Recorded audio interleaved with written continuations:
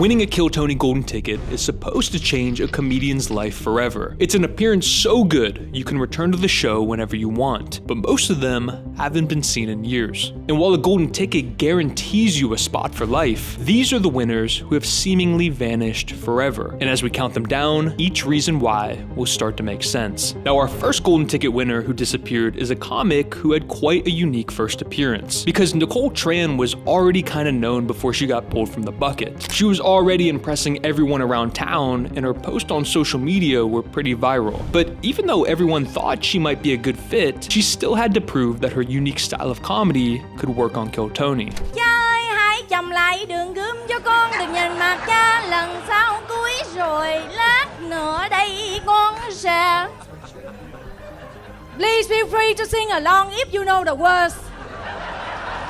Right off the bat, everyone loved Nicole. Her energy was electric, her ability to roll with jokes was great, and she was also batshit crazy. And in her first few appearances, she was already being brought up on stage as a special treat. But while most of the comics in this video were known just for their comedy, Nicole was becoming known for something entirely different. Say with love forever true. The great Nicole Tran, ladies and gentlemen. An unstoppable force and one of our favorite people that we've discovered this year here on Kill Tony. Throughout the next year, Nicole was brought up every few months as a very special appearance. She'd do her set, do her interview, and sing a song. But she wasn't like the other golden ticket winners. She was introduced as a spectacle. Tony would call her things like royalty, a Hall of Famer, and one of the best comedians to ever be on the show. There was no one else who had an introduction quite like Nicole. And while she was very interesting, this seemed more like Tony's way of experimenting with the creation of characters. He's always been a massive WWE fan, and Nicole was a mold he could try to shape into a star. But as time went on and more talent was found through the show, the novelty of Nicole started to wear off. This is the... Dude, I would rather have a tranny read to my child than have her entertain him. Unquestionably. It's taking me so much energy to not go on another Asian racist tirade right now. This is incredible.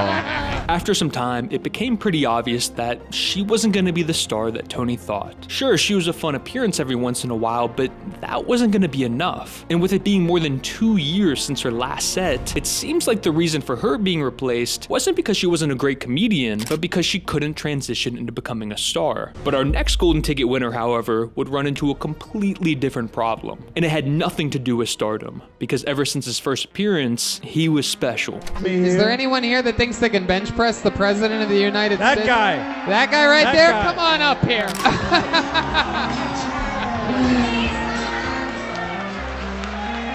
We will count it. Holy shit. Since he came on stage and bench pressed Jeremiah, Aloe was given 60 seconds to show what he's got. And in only his 6th time ever doing stand-up, man, was he impressive. This was a time when the show was on the road touring all across the country. And Tony liked him so much that he asked him to pull up to their next stop in Des Moines, Iowa. For Aloe, who had been a fan of Kill Tony for years but was new to comedy, this was a massive moment for him to try to prove that he belonged. And that next night, that's exactly what he did, because in only his 2nd ever appearance, he walked off stage with a golden ticket. But it would be nearly 2 years since Aloe decided to cash it in, and when he did, it would be one of the most legendary performances for all the wrong reasons. If you don't get the fuck out of here, where'd you get those Jordans before or after Chappelle gave you that chain? What?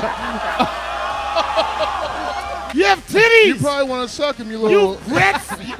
Now, Aloe was a fan of Donnell Rawlings, and he traveled all the way from Iowa to cash in this golden ticket. This was a huge moment for him. He wanted to prove that he could be a real part of the show, and after more than 2 years of writing jokes, he felt like he was finally ready. But unfortunately for Aloe, he walked into one of the worst guest appearances ever. Donnell was sauced out of his mind, and he had been ruining the entire episode. Not only could Aloe barely even get a word out, but when he did, Donnell stood up and ranted for 7 minutes and then walked off the show. It was a moment that Aloe would become defined by, not because of his great comedy, but because of this moment with Donnell, and it would completely crush the momentum of his big return. What people don't understand is like the whole, you see how structured Tony tried to keep the whole show and have, you know, things follow the order, and he just came in and fucking shambled the whole thing. And like Darren, even when he was trying to bring me up, tell everybody I'm a golden ticket winner, Donnell's doing this weird, weird, unnecessary, weird fucking ADHD kid shit. In the 5 years since then, Aloe's only been on 2 more times. But the reason he disappeared from the show wasn't because he couldn't become a star. See, Aloe's got a good thing going in Iowa. He's a truck driver making good money and has a wife and kids. Maybe if he gained some momentum on the show, it would have made more sense to pursue comedy. But since things went the way they went, it probably makes more sense to provide for your family rather than moving to Austin to chase after a dream. This next Golden Ticket winner was able to chase after his dream though, but unfortunately, it would end in a way that he would never expect. Put your hands together for your final comedian of the night, Enrique Chicone. I'm telling this bitch,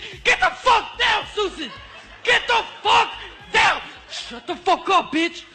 So, man, I don't want to fucking die today. Enrique was as raw as talent comes. It was his first time ever on stage, and while his jokes weren't great, Tony loved this kid's energy. See, before the days of Nicole and Aloe, there's nothing Tony loved more than finding raw talent and molding them into a real comic. It's literally the reason why the show's called Kill Tony. It's inspired by the movie Kill Bill. And the whole idea was to find people like Kim Congdon and Ali Makovsky who had a glimmer of talent and turn them into real comics.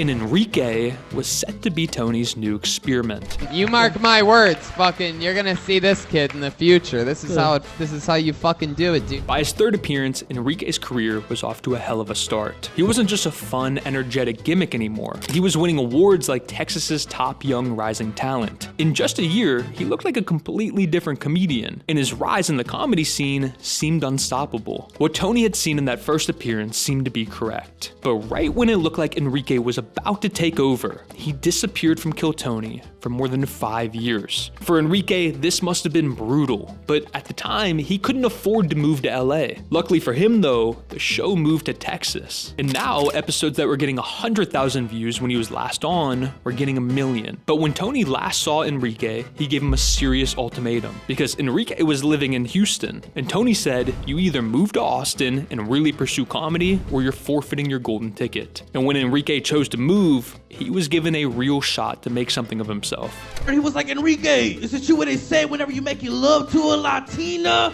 They make this noise in the bedroom? And he pushed me aside and he did this shit in the middle of the room.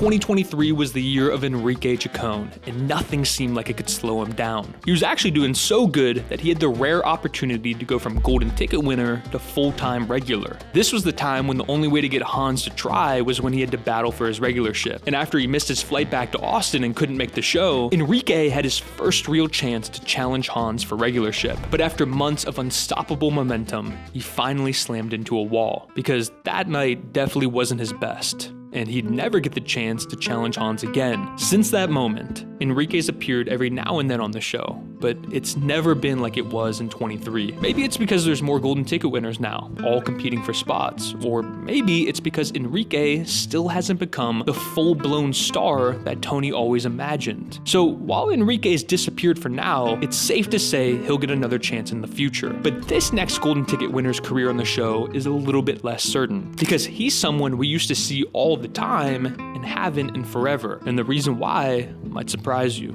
All right, your next comedian goes by the name of Jared Nathan, everybody. And we both have big dicks. Holy shit. Oh my God. A star is born, everybody. Jared Nathan did everything right in his first appearance. He had his first kiss, he hit a freestyle, and he got invited back the very next week. For Jared, the timing couldn't have been any better, because he was actually supposed to head back to Canada the very next day. Now, he had another chance to make his dreams come true in America. For Tony, this was another shot at molding a very unique comedian into a star, because people like Jared and Nicole don't come around very often. And when they do, most of them aren't good enough comedians to win a golden ticket. But Jared was different, and when the time came, he was ready. For the next 3 weeks, he'd perform every Monday. Then he'd head back to Canada and come back 2 months later. But when he came back, he was elevated to more than a golden ticket winner. At that point, he was basically a full-time regular. And that decision would change his trajectory on the show forever. Kills all the time. It takes a second to adjust to the sound of your voice. It is abrupt. I'm Acquired taste, I know that.